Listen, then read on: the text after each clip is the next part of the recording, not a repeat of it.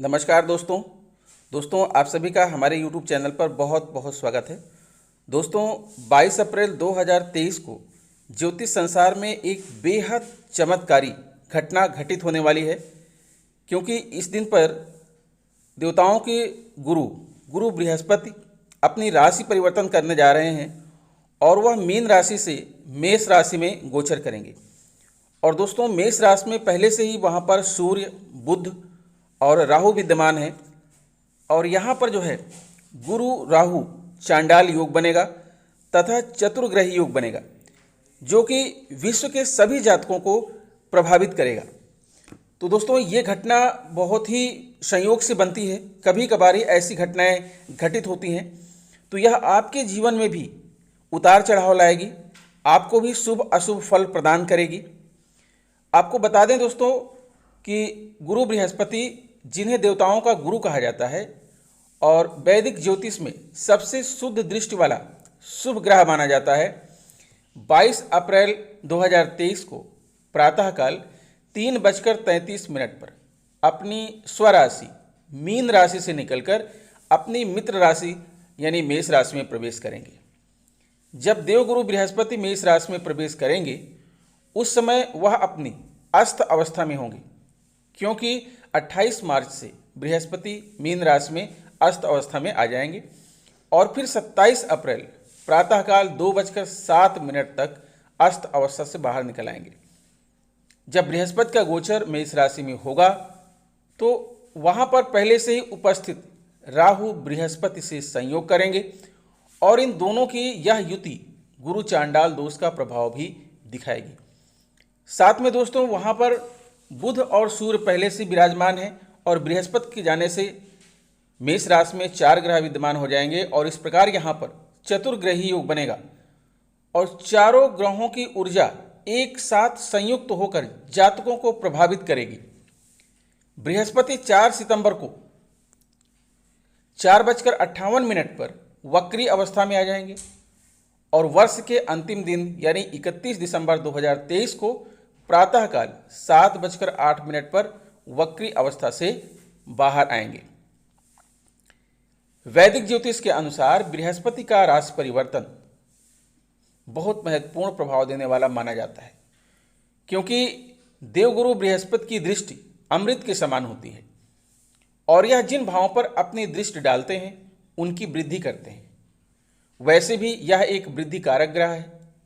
इस प्रकार बृहस्पति का मेष राशि में गोचर सभी राशियों में जन्मे लोगों पर अलग अलग रूप में प्रभाव दिखाएगा। तो दोस्तों अपनी इस वीडियो में हम इसी बात पर चर्चा करेंगे कि अलग अलग राशियों पर इस गुरु चांडाल योग और चतुर्ग्रही योग का क्या प्रभाव पड़ेगा, इसी का विश्लेषण करेंगे। और ये सारा का सारा विश्लेषण आपकी चंद्र राशि पर आधारित होगा। आइए अब विश्लेषण करते हैं धनु राशि के जातकों की कुंडली का। जैसा कि आप देख पा रहे हैं धनु राशि के जातक, आपकी कुंडली यहाँ प्रस्तुत है और 22 अप्रैल को आपकी कुंडली में ग्रहों की स्थितियाँ कुछ इस प्रकार रहेंगी। जैसा कि आप यहाँ पर देख पा रहे हैं, धनु राशि के स्वामी गुरु हैं और यहाँ पर इस समय गुरु गोचर कर रहे हैं जो है आपके पंचम भाव में। यहाँ पर मीन से मेष राशि में 22 अप्रैल को आ रहे हैं और यहाँ पर राहु, बुध और सूर्य तीनों पहले से ही मौजूद हैं। तो गुरु के आने से यहाँ पर गुरु चांडाल योग बनेगा और बुध और जो है सूर्य के होने से बुधादित्य योग बन रहा है। साथ में यहाँ पर 4 ग्रह एक साथ हैं आपके पंचम भाव में, तो चतुर्ग्रही योग भी बन रहा है। इसी के साथ मंगल बुध के घर में विराजमान है और बुध मंगल के घर में विराजमान है, तो यहाँ पर परिवर्तन योग भी बन रहा है। आप अपने तृतीय भाव में देखिए शनि विराजमान है, आपके सप्तम भाव में मंगल हैं और मंगल की जो दृष्टि है आपके लग्न भाव पर भी पड़ रही है। मंगल की 3 दृष्टियाँ हैं, शनि की भी 3 दृष्टियाँ हैं और आपके दसम भाव में केतु हैं और 6वें भाव में शुक्र और चंद्र विराजमान है। तो पहले हम इन ग्रहों की बात कर लेते हैं कि जो अलग अलग भाव में आपके ग्रह विराजमान हैं ये आपके जीवन पर कैसा प्रभाव छोड़ेंगे, आपके लिए कैसा समय लेकर के आएंगे 22 अप्रैल के बाद से। और उसके बाद फिर जो विशेष संयोजन बन रहा है 4 ग्रहों का, इसके बारे में हम चर्चा करेंगे।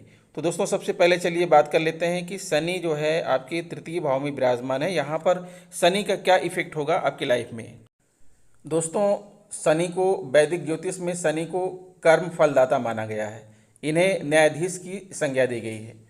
कुंडली में प्रभाव के अनुसार शनि की तुलना किसी सख्त शिक्षक से की जा सकती है। किसी राशि पर अपने प्रभाव के रूप में शनि जातक को अनुशासित, धैर्यवान और मेहनतकश बनाने का काम करते हैं। जन भ्रांतियों के अनुसार शनि को पापी ग्रह माना जाता है, लेकिन जिस तरह मटका ठंडा पानी देने से पहले कुम्हार के भट्ठे की भीषण आग में तपता है, उसी प्रकार शनि भी व्यक्ति को तपाने का कार्य करता है। शनि की भट्टी में पका व्यक्ति जीवन के सभी क्षेत्रों में सफलता की ओर अग्रसर होता है।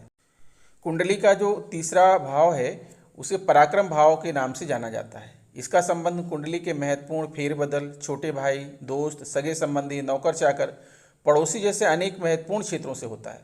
कुंडली के तीसरे भाव को पुरुष, विक्रम, सहोदर, वीर्य, धैर्य, कर्ण और सहजता का पर्याय भी माना जाता है। कुंडली के तीसरे भाव में शनि की मौजूदगी जातक के संवाद, कैरियर, पेशेवर जीवन, मानसिक स्थिति और गूढ़ जीवन को प्रभावित करती है। हालांकि कुंडली के तीसरे भाव में शनि की मौजूदगी जातक के जीवन में अनुकूल और प्रतिकूल दोनों ही तरह की स्थितियों का निर्माण करती है। तो सबसे पहले आप जानिए कि प्रतिकूल प्रभाव क्या पड़ेंगे शनि के तृतीय भाव में होने से। जिन जातकों की कुंडली के तीसरे घर में शनि मौजूद हों वे बहुत कम बोलते हैं। इसका अर्थ यह है कि वह उतना ही बोलते हैं जितना आवश्यक है। उनके वाक्य काफ़ी लचीले होते हैं और वे किसी भी परिस्थिति में पहले बोलने से बचते हैं। वह जो कहते हैं उसमें काफ़ी सतर्क और सुरक्षित रहने का प्रयास करते हैं। यह गुणवत्ता कुछ इस प्रकार के व्यवसायों में विशेष रूप से सहायक होती है। यह गुण खासकर उन लोगों के लिए अधिक उपयोगी हो सकती है जिनकी नौकरी या पेशे में विवेकपूर्ण रुख रखने की आवश्यकता होती है। तीसरे घर में शनि के जो है जातक गुप्त सूचना और कागजात से संबंधित नौकरियों के लिए बहुत अच्छे होते हैं। ऐसे जातक विशेष रूप से इन पेशों में अधिकतर बेहतर प्रदर्शन कर पाते हैं जहां नियोक्ता और कर्मचारी के बीच न्यूनतम बातचीत होती है। जिन जातकों की कुंडली में शनि तीसरे स्थान पर मौजूद हैं उन जातकों को नकारात्मक बातों पर ध्यान देने के बजाय जीवन के सकारात्मक पक्ष को देखने की कोशिश करनी चाहिए। उनमें एकाग्रता की शानदार क्षमता होती है। ऐसे जातक को व्यावसायिक कारणों से यात्रा करने के शानदार मौके प्राप्त होते हैं। कुंडली के तीसरे घर से शनि जातक को अंतर्मुखी बनाने का कार्य करता है, लेकिन लोगों को सुनना और उनसे सीखने की क्षमता उन्हें लाभान्वित करने का कार्य भी कर सकती है। ऐसे जातक अधिक बात करने में विश्वास नहीं करते, इसके बावजूद लोग उन्हें सुनना पसंद करते हैं। उनके पास तेज दिमाग होता है और वह उन खेलों में अच्छा प्रदर्शन कर सकते हैं जिसमें रणनीति और विश्लेषण शामिल होता है। तीसरे घर में शनि के विराजमान का जो नकारात्मक प्रभाव वो ये है कि तीसरे घर में शनि के जो जातक हैं आमतौर पर गंभीर और व्यवस्थित होते हैं, लेकिन कम या अनुचित संचार के कारण उन्हें समस्याओं का सामना करना पड़ सकता है। जीवन में उनके काफ़ी अलग थलग रहने की संभावना है। इस प्रकार वे कई बार निराशावादी और अवसाद के शिकार हो जाते हैं। ऐसे जातकों को अपने भाई बहनों और रिश्तेदारों के साथ सौहार्दपूर्ण संबंध बनाए रखने में मुश्किलों का सामना करना पड़ता है। जिन जातकों की कुंडली में शनि तृतीय भाव में मौजूद हों उन्हें वाहन चलाते समय सतर्क रहना चाहिए। विशेषकर तीसरे घर में शनि के वक्री होने के दौरान अधिक सावधानी बरतनी चाहिए। जब शनि प्रतिगामी होता है तो उन्हें अभिव्यक्ति और संचार में बहुत सारी समस्याओं का सामना करना पड़ सकता है। इसके अलावा उन्हें जीवन के कुछ महत्वपूर्ण निर्णय लेने में भी कठिनाइयों का सामना करना पड़ता है। वे जीवन के सकारात्मक और नकारात्मक पहलुओं को आसानी से देख पाते हैं। यही उनकी परेशानी का सबक भी बनता है, क्योंकि चेतन मन अचेतन मन के साथ सामंजस्य स्थापित करने के लिए लगातार संघर्ष करता रहता है। ऐसा इसलिए भी क्योंकि ये जातक केवल सतह को खरोचते हैं और गहरे अर्थों को समझने का प्रयास नहीं करते हैं। निष्कर्ष यह है दोस्तों कि कुंडली के तीसरे भाव में शनि जातक को कुंडली में बने रहने के योग के आधार पर अनुकूल या प्रतिकूल रूप से प्रभावित कर सकता है। जिन लोगों की कुंडली में शनि तीसरे घर में है उन्हें अपने फेफड़ों की अतिरिक्त देखभाल करनी चाहिए। उन लोगों को इस बात का विशेष ध्यान रखना चाहिए जिनके परिवार के किसी सदस्य को पहले भी फेफड़ों से संबंधित बीमारी रह चुकी हो। ऐसे जातकों को सलाह दी जाती है कि वे धूम्रपान न करें, बहुत अधिक नमी वाले स्थानों से दूर रहें और अपने फेफड़ों की निश्चित समय सीमा के बाद जांच करवाते रहें। इसके अतिरिक्त कुछ अन्य प्रतिकूल प्रभाव भी देखने को मिल सकते हैं, जैसे जातक ड्राइविंग सीखने से डर सकते हैं या अपना ड्राइविंग लाइसेंस प्राप्त करने के बाद भी ड्राइव करने की पहल करने में असहज महसूस कर सकते हैं। यदि शनि तीसरे घर में विराजमान है तो उसका परिणाम ये होता है कि व्यक्ति को भाग का सहयोग प्राप्त होता है और व्यक्ति अपने विचारों पर भी विजय प्राप्त करता है। यदि शनि शुभ स्थिति में है तो व्यक्ति अपने भाई बहनों का प्रिय होता है और उनका साथ भी देता है। तृतीय भाव से शनि ग्रह तृतीय दृष्टि से पंचम भाव, सप्तम दृष्टि से नवम भाव और दसम दृष्टि से द्वादश भाव पर प्रभाव डालेगा। अब यहाँ पर शनि की दृष्टियों का प्रभाव जान लेते हैं कि शनि का जो तृतीय दृष्टि है, शनि की तृतीय दृष्टि से आपकी शिक्षा, संतति और प्रेम के पंचम भाव को प्रभावित करेगा। इससे व्यक्ति को संदूषण पक्ष का सामना करना पड़ सकता है। इसके साथ ही शिक्षा के क्षेत्र में भी ऐसे लोग परेशान होते हैं। शनि की जो सप्तम दृष्टि है, छायापुत्र की सप्तम दृष्टि आपके नवम भाव पर पड़ेगी, जिससे धार्मिक क्रियाकलापों से व्यक्ति दूर हो सकता है। हालांकि शनि की दृष्टि शुभ हो तो मनुष्य का धार्मिक विकास भी हो सकता है। शनि की दृष्टि से भाग्य थोड़ा कमजोर हो सकता है, क्योंकि यह भाव भाग्य भाव भी बताता है। और शनि की जो दसम दृष्टि है वो जो है योजनाओं में न्यायाधीश का स्तर, ग्रह की दसम दृष्टि प्राप्त करने से द्वादश भाव से प्रभावित होने से विदेशों से जुड़े मामले को लेकर परेशानी आती है। वहीं धन से जुड़े मामलों को लेकर भी परेशानी आती है।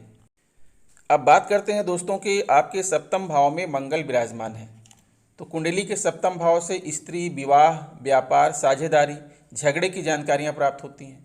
सप्तम भाव में स्थित मंगल के प्रभाव से जातक का वैवाहिक जीवन सुखी नहीं रहता। सप्तम भाव का संबंध जातक की पत्नी का स्वभाव, रूप रंग तथा विवाहित सुख का होता है। मंगल के सप्तम भाव में स्थित होने से जातक की विवाहित सुख में कमी होने की संभावना रहती है। सप्तम भाव व्यापार व साझेदारी का भी होता है। इस भाव में मंगल स्थित होने से जातक साझेदारी में मिलकर व्यापार करे तो वह सफल नहीं हो पाता। जिन लोगों के साथ जातक साझेदारी में व्यापार करता है उनकी तरफ से जातक को धोखा देने की संभावना होती है। व्यापार में जातक को अपयश व हानि होने की संभावना रहती है। सप्तम भाव में स्थित मंगल होने से जातक डॉक्टर या सर्जन हो तो उसे प्रसिद्धि प्राप्त होती है। अगर आप डॉक्टर या मेडिकल के क्षेत्र में जुड़े हैं तो आपको प्रसिद्धि मिलेगी। मैकेनिक, इंजीनियर, ड्राइवर, खेती, इनका कारक मंगल ग्रह है। सप्तम भाव में स्थिरता, मंगल के प्रभाव से जातक इन क्षेत्रों में कार्य करे तो उसे सफलता हासिल होती है। सप्तम भाव में मंगल स्थित होने से जातक अधिकारी हो तो उसके अपने नीचे काम करने वालों से झगड़ा होता रहता है। और अगर मंगल वक्री या अशुभ प्रभाव युक्त होकर बैठा है तो ऐसे जातक की विवाह नहीं होने की संभावना होती है। ऐसा जातक रोगी व शरीर से दुबला पतला दिखाई देता है। सप्तम भाव में मंगल के अशुभ फल ही प्राप्त होते हैं। सप्तम भाव में मंगल स्थित होने से मंगल के प्रभाव से जातक एक से अधिक व्यापार या उद्योग करने की इच्छा रखता है, परंतु वह ठीक तरह से किसी भी व्यापार में सफल नहीं हो पाता है। यहाँ से मंगल की जो सातवीं दृष्टि है, सप्तम दृष्टि भाव में मंगल स्थित होने से उसकी पूर्ण सप्तम दृष्टि लग्न भाव पर पड़ती है। और मंगल की लग्न पर दृष्टि होने से जातक क्रोधी व उग्र स्वभाव का होता है। और मंगल की चतुर्थ दृष्टि सप्तम भाव में मंगल होने से उसकी चतुर्थ दृष्टि दसम भाव पर पड़ती है। और मंगल की दसम भाव पर दृष्टि होने से जातक को कार्यक्षेत्र में अधिक परिश्रम के पश्चात फल की प्राप्ति होती है। और मंगल की जो आठवीं दृष्टि है, सप्तम भाव में मंगल स्थित होने से उसकी अष्टम दृष्टि द्वितीय भाव पर पड़ती है। मंगल की दृष्टि होने से जातक धन संचय नहीं कर पाता और परिवार से जातक के मतभेद बने रहते हैं। साथ ही दोस्तों आप देख पा रहे हैं कि आपके षष्ठम भाव में शुक्र विराजमान है, तो ये जो छठा भाव है ये ननिहाल पक्ष व ऋण आदि के बारे में जानकारी प्राप्त होती है। छठे भाव में शुक्र स्थित होने से जातक के शत्रु नहीं होते। छठे भाव में शुक्र अशुभ प्रभाव से जातक को शत्रुता के कारण दुख उठा सकते हैं। जातक की मानसिक शांति भंग होती है। छठा भाव रोग का होता है।